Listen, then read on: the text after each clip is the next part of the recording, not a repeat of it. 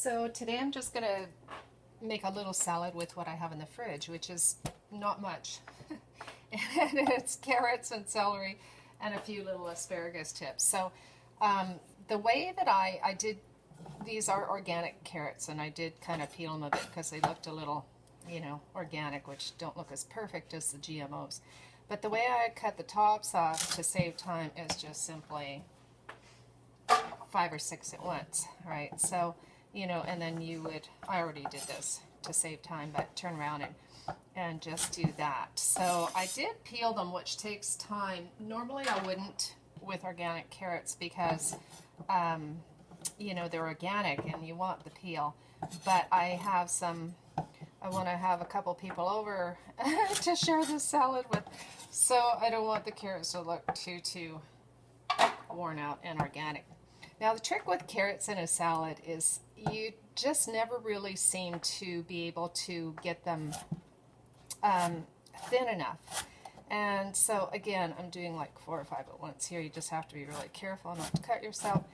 But you want to make them thin enough to where it's not going to be hard for people to chew with people with teeth that don't really bite that well, which I do have a couple older people that have a concern with being able to chew carrots. So you just want to chop them up really finely. And I think that helps it to absorb the flavor too. So I'm just doing my carrots super fine. 4 or 5 at once. I think it goes faster to do more than one. And then for the tips, I'm not even going to go there. I can put those in the juicer. So again, just kind of line them up. They're all even. And do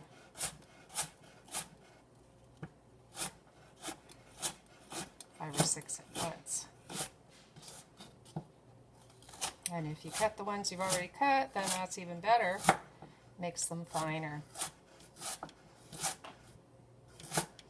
You could do them lengthways as well, but, again, I find people just seem to have a really hard time eating raw carrots. And I guess I've got really good teeth.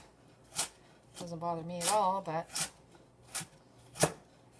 lots of people around here can't handle that. Okay, so again, these little bigger pieces go in the juicer. And so you'll just put these in the bowl. And with your celery, again, I've just cut off the ends so that they're even. Save that for the juicer. And again, really thin. Just the whole thing really thin. Although the celery is much easier to chew, I just find that when the celery is really fine, it almost takes on a different flavor than if it's thicker. It just has a really different taste to it.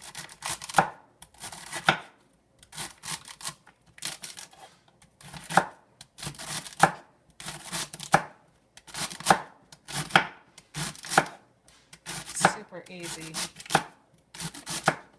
And about that much. You might want equal parts of carrots and celery.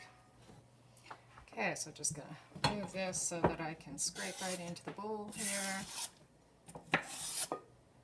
I'll leave the rest of that for the juicer.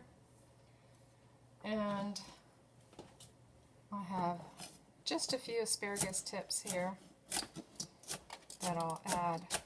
And you know how to tell the asparagus tips? You guys probably already know this. When you bend it and it breaks, that's the tough part. So if you want the tender part, you simply break it off where it breaks and keep the upper part, and that way you don't run into the woody parts. So, and again, I'm just going to take these, kind of move them over.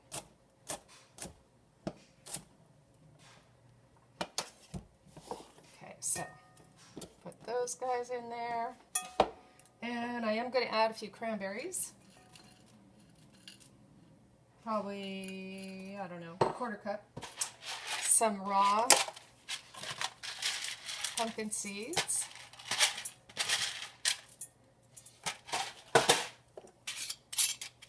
few raw sunflower seeds. We've got a little bit of protein in there. Not pretty? Very pretty. And little Celtic sea salt. Tiny bit of cayenne, which I always love. Great for circulation. Good for your blood vessels, good for your heart. I was going to use maple syrup, but you know what? I'm changing my mind right now because I happen to have here my homemade salad dressing. The homemade basic salad dressing is made with garlic, onion, horseradish, apple cider vinegar. That's probably like eighth of a cup. Apple cider vinegar, olive oil, maple syrup, and I'll put through a blender, and my recipe is on there. GeorginaSear.com, the basic salad dressing recipe, and it is really quite garlicky and quite oniony. So you can see that that just gives it a lovely color here. And the garlic onion dressing is really spicing it up along with the cayenne and the peppers. And then the cranberries give it a little bit of sweetness. Okay, there you go. Recipe at GeorginaSear.com.